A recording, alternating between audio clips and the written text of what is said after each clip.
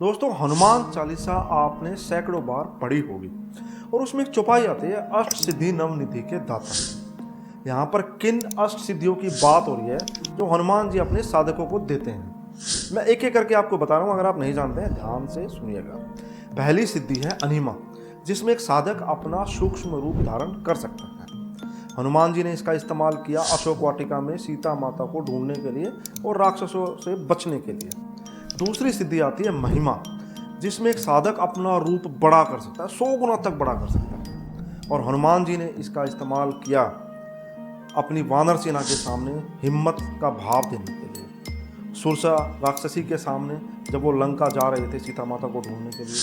और तीसरा उन्होंने सीता माता के सामने किया जब वो निराश थी तो उनको एक आशा का भाव देने के लिए।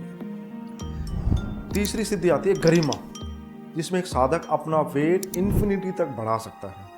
रामायण में तो इसका इस्तेमाल नहीं किया हनुमान जी ने, इसका जिक्र महाभारत में आता है जब उन्होंने भीम का अहंकार तोड़ने के लिए, उनको बल का अभिमान था, उसको तोड़ने के लिए उन्होंने इसका इस्तेमाल किया था। उन्होंने एक वानर का रूप धारण किया और वो बैठ गए। जब भीम वहाँ से गुजर रहे थे तो उन्होंने बोला अपनी पूंछ को हटाओ, तो उन्होंने बोला, हनुमान जी ने बोला कि आप ही हटा दीजिए, मैं सक्षम नहीं हूँ हटाने में।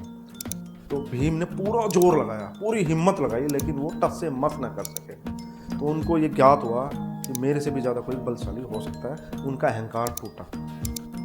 चौथी सिद्धि आती है लघिमा, जिसमें एक साधक अपना वेट बिल्कुल हल्का कर सकता है।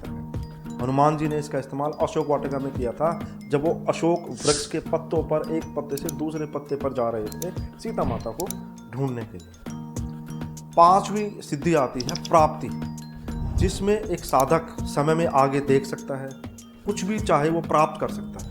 हनुमान जी ने इसका इस्तेमाल किया पशु पक्षियों से बात करने के लिए, सीता माता को ढूंढने के लिए। छठी सिद्धि आती है पराक्रम्य, जिसमें आप धरती की गहराई जान सकते हैं, पानी में सरवाइव कर सकते हैं और हवा में तैर सकते हैं। और इसका इस्तेमाल हनुमान जी ने बखूबी किया है काफ़ी बार। सातवीं सिद्धि आती है ईशित्व, इसमें आप दूसरों को इन्फ्लुएंस कर सकते हैं, कंट्रोल कर सकते हैं। और इसका इस्तेमाल हनुमान जी ने किया अपनी वानर सेना को कंप्लीट कंट्रोल में रखने के लिए। और आठवीं सिद्धि आती है वशित्व, और इसका इस्तेमाल होता है जितेंद्रिय भी बोला जाता है इसको, यानी संपूर्ण इंद्रियों को कंट्रोल करने के लिए। और ये भी माना जाता है कि जो हनुमान जी के साधक होते हैं, पहलवान जो होते हैं, जिनके अंदर बल ज़्यादा आता है, तो उनको अपनी इंद्रियों को कंट्रोल में रखना होता है और वह विनम्रता का भाव रखना होता है, तभी वे असली पहलवान बन पाते हैं। तो दोस्तों, ये थी अष्ट सिद्धियाँ। अगर आप हनुमान चालीसा का पाठ पूरे भावातीत ध्यान के अनुसार कर सकते हैं, मन में उसको अच्छे से रिसाइट करते हैं, उसका जप करते हैं, तो आपको भी ये सिद्धियाँ प्राप्त हो सकती हैं। ऐसा हनुमान चालीसा में ही वर्णित है। जय हो।